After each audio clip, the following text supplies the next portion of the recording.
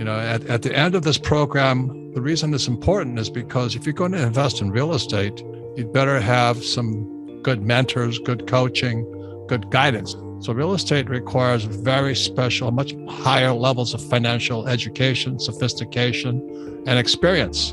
And what really happened, as you know, is that the Federal Reserve Bank and the Treasury, they just started printing more money than ever before in the history.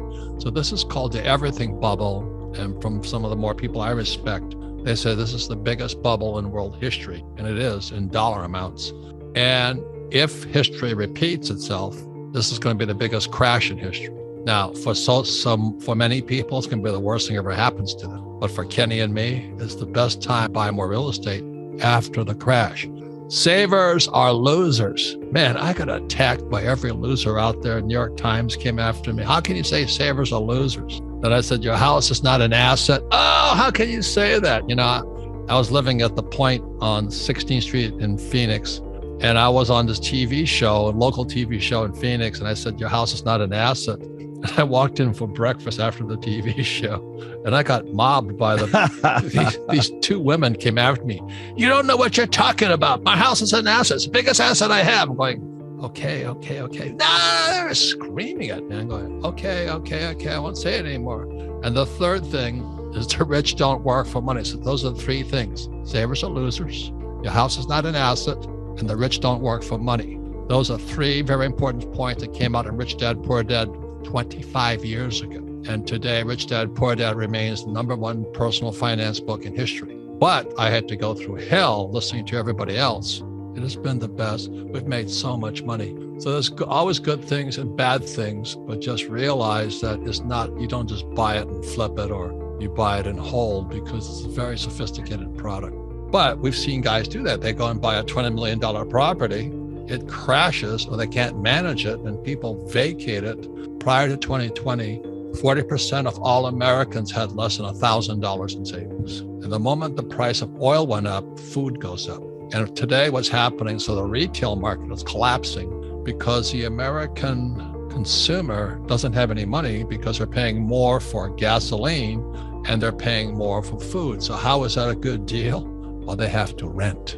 Well, the millennial generation and their kids, it doesn't look like they'll be able to buy. And the problem is BlackRock and those guys, those big private equity guys, hedge funds came in, they bought all the single families up because they realized what Kenny and I realized, that it's really renting property is better than owning property. So remember what I said, savers are losers. The reason savers are losers, this is back 25 years ago in Rich Dad, Poor Dad, is what caused the bubble is because, especially after the 2020 election and COVID, they printed $10 trillion.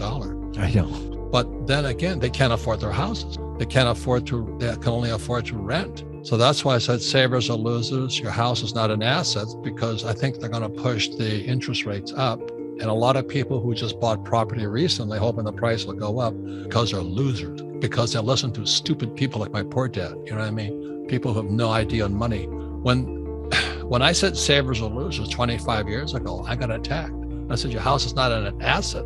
I got attacked. And I said, the rich don't work for money. Then every communist said, oh, all you guys don't think about is money. Well, Kenny and I don't use money. We use debt, right? The reason savers are losers is because debt is a better way of buying. And the problem with that was interest rates go up, the stock market is going to come down. When the stock market comes down, gold, silver comes with it, everything comes with it. But those with hard assets like cash flowing real estate and oil and stuff like that, money just keeps coming in. To me, that made sense. So that was my rich dad side. And my poor dad side was you should get a job, buy a house because it's an asset, to get your PhD and put your money in the stock market. I just don't do that because my rich dad taught me differently. My rich dad was on the other side of the three-sided coin, heads, tails, and the edge. Remember, in 2020, 40% of the US population didn't have $1,000. But also it forced more people to become renters. And that's driving up the price of rent because the cost of building a new apartment house is through the roof, right? So the point here is the reason Kenny and I got together, I asked him to write 3 books for us. Yeah. And what were the 3 basic, because there's 3 basic books. If you're going to go into real estate, it's not like having a 401k. And speaking of 401ks, when the stock market crashes, my generation, the boomer generation, we're toast. Because the boomer generation was the first generation with a 401k. It happened in 1974 when the Fed and the Treasury and the government passed the thing called the ERISA Act, Employee Retirement Income Security Act. Anytime the government says income security, you know you're screwed.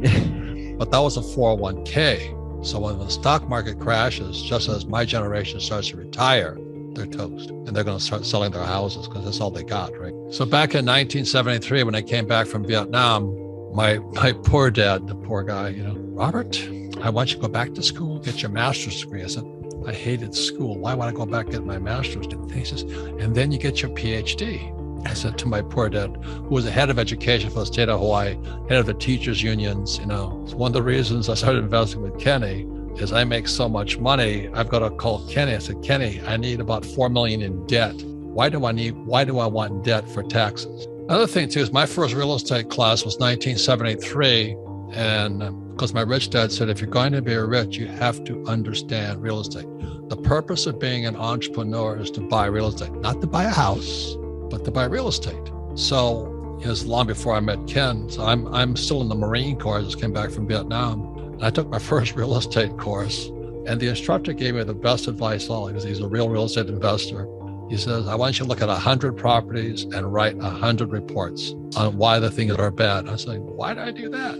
But that's the discipline. You have to look at least 100 properties, write a report, what's good, what's bad about it. And that's how I learned. And then all of a sudden I started to see things the average guy could not see because they're trying to buy a house. It's got a nice bedroom, it's got a kitchen. I'm not looking at the kitchen or the bedroom. I'm looking at the value of the property. So after 100 properties, I went, oh my God. So there was this one property on the island of Maui, and most people say, well, Maui's expensive, and it is. But the property on the island of Maui was a bad investor, dropped the whole property. And I bought my first rental unit. I already had an apartment, a condo in Waikiki. But so I buy this condo in Maui. It was $18,000, nothing down. So I had $18,000 in debt, and I made $25 from debt. It changed my life. Small ebook, big impact, The Wealth Tree. The only 4 ways that will make you financially free forever. Download it here for free.